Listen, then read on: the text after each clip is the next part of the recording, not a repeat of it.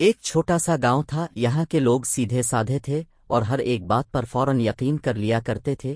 ان کی نیکی اور مہمان نوازی دور دور تک مشہور تھی۔ اسی گاؤں میں ایک عقل مند شخص بھی رہتا تھا۔ لوگ اس کی نصیحتیں سن تو لیتے تھے لیکن ان پر عمل نہیں کرتے تھے۔ ایک ٹھگ نے ان کے متعلق سنا تو وہ اس گاؤں میں بڑی باری حالت میں پہنچا اور لوگوں کو اپنے لوٹ جانے کی جھوٹی داستان سنائی۔ ان لوگوں نے ہمدردی کرتے ہوئے اس کی خوب آؤبھگت کی اور رہنے کو ایک مکان میں انتظام کر دیا۔ کچھ دن گزر گئے تو ٹھگ نے انہیں دھوکہ دینے کی سوچی۔ اس نے لوگوں نے کہا تو مجھے ایک کلہاڑی دے دیجئے، میں لکڑیاں کاٹ کر اپنا گزارا کروں گا، مجھے یہ اچھا نہیں لگتا کہ آپ لوگوں پر بوجھ بنا رہوں۔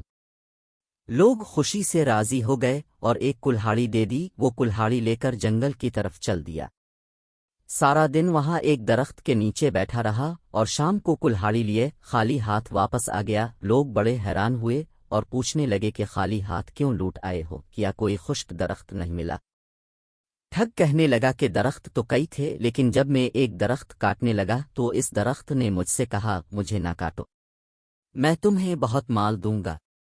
میں رضامند ہو گیا تو درخت نے مجھے یہ ترکیب بتائی کہ اگر تم میرے کھوکھلے تنے کے ساتھ کچھ رقم رکھ دیا کرو تو دوسری صبح تمہاری رقم دگنی ہو جایا کرے گی۔ میں سارا دن وہاں بیٹھا اس پر غور کرتا رہا، لیکن جب تک آزما نہ لیا جائے درخت کے سچ یا جھوٹ کے متعلق کچھ نہیں کہا جا سکتا۔ لوگ اپنی عادت کے مطابق اس پر یقین کر گئے۔ انہوں نے اس سے پوچھا آزمایا کیوں نہیں؟ ٹھگ کہنے لگا یہ تو آپ سب جانتے ہیں کہ میں ایک لاٹا ہوا مسافر ہوں، بھلا میرے پاس رقم کہاں؟ آپ لوگ چونکہ میرے محسن ہیں اس لیے میں آپ کو یہ ترکیب بتا رہا ہوں تاکہ آپ کے احسانات کا بدلہ کچھ تو آتار سکوں۔ لوگوں نے اس کے خلوص کی تعریف کی اور اس ترکیب کو آزمانے کا فیصلہ کیا۔ اس عقل مند آدمی نے گاؤں والوں کو سمجھایا لیکن وہ نہ مانے تو لوگوں کو ان کے حال پر چھوڑ دیا۔ لوگوں نے مل کر کچھ رقم جمع کی اور بتائے ہوئے درخت کے تنے کے ساتھ رکھ دی۔ رات کو ٹھگ وہاں گیا اور رقم گن کر اپنے پاس سے اتنی ہی رقم اور رکھ دی۔ دوسری صبح جب لوگ وہاں گئے تو سچ مچ رقم دگنی تھی۔ وہ یہ دیکھ کر بہت خوش ہوئے۔ ٹھگ کے کہنے پر انہوں نے وہ ساری رقم وہیں رہنے دی تاکہ رقم اس بار پھر دگنی ہو جائے۔ ادھر ایک عقل مند آدمی بہت حیران تھا اور سوچ رہا تھا کہ یہ کیسے ہو سکتا ہے۔ بہت غور و فکر کے بعد وہ سمجھ گیا کہ یہ کوئی دھوکے باز ہے۔ اس خیال کے آتے ہی وہ شام کو اس درخت کے قریب جھاڑیوں میں چھپ گیا۔ جب اندھیرا چھانے لگا تو وہی ٹھگ چھپتا چھپاتا آیا اور رقم کے برابر اتنی ہی رقم اور رکھ دی۔ عقل مند آدمی یہ دیکھ کر دل ہی دل میں خوب ہنسا۔ ٹھگ کی واپسی کے بعد وہ بھی تیز تیز ڈگ بھرتا گھر آ گیا اور مزے سے لمبی تان کر سو گیا۔ دوسری صبح لوگوں نے پھر وہاں دوگنی رقم پائی۔ اب تو انہیں یقین ہو گیا کہ یہ آدمی سچ کہہ رہا ہے اور یہ درخت ایک کراماتی درخت ہے۔ ٹھگ نے ان سے کہا کہ اگر آپ لوگ یہاں بہت سی دولت رکھ دیں تو دنیا کے سب سے امیر انسان بن جائیں گے۔ لوگ لالچ میں آ گئے اور شام تک پورے گاؤں کی دولت وہاں ڈھیر ہو گئی، لیکن عقل مند شخص نے اس مرتبہ بھی اپنی رقم شامل نہ کی اور اسے کہنے لگا کہ اللہ کا فضل ہے، مجھے اور دولت نہیں چاہیے۔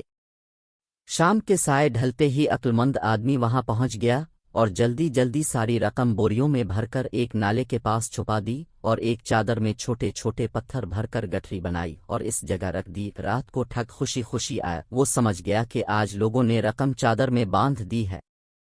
اس نے گٹھری الفاٹیائی اور وہاں سے چل دیا۔ ادھر عقل مند شخص کو جب یہ یقین ہو گیا کہ اب وہ دھوکے باز نہیں آئے گا تو وہ بھی گھر واپس لوٹ آیا۔ دوسری صبح جب لوگ خوشی خوشی وہاں پہنچے تو وہاں سے رقم غائب تھی۔ انہوں نے اپنے سر پیٹ لیے۔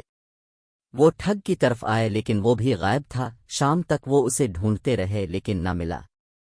ادھر ٹھگ 2 دن تک مسلسل چلتا رہا تاکہ گاؤں والوں کی پہنچ سے دور ہو جائے۔ کافی دور جا کر ایک جگہ روک کر جب اس نے گٹھری کھولی تو دیکھا کہ اس میں رقم کے بجائے پتھر ہے۔ وہ بڑا سٹپٹایا۔ اسے اندازہ ہو گیا کہ عقل مند شخص کو کسی نہ کسی طرح اس کی ٹیگ کا اندازہ ہو گیا اور اس نے موقع سے فائدہ الفاٹے لیا، مگر اب وہ واپس جاتا تو وہ لوگ اس کی بات پر یقین کرنے کے بجائے اسے ٹھگ سمجھتے اور خوب مرمت کرتے، لہذا اس نے کھسک جانے ہی میں عافیت سمجھی۔ ادھر گاؤں میں جب لوگ کافی پریشان ہو گئے تو عقل مند آدمی نے انہیں سارا واقعہ بتایا اور ان کی رقمیں بھی واپس کر دیں۔ لوگ بہت خوش ہوئے اور اس کے بعد سے وہ اس کی نہ صرف عزت کرنے لگے بلکہ ہر کام اس کے مشورے سے کرنے گلے۔ ٹھگ جو اس گاؤں کے لوگوں کو لوٹنے آیا تھا خود لوٹ گیا۔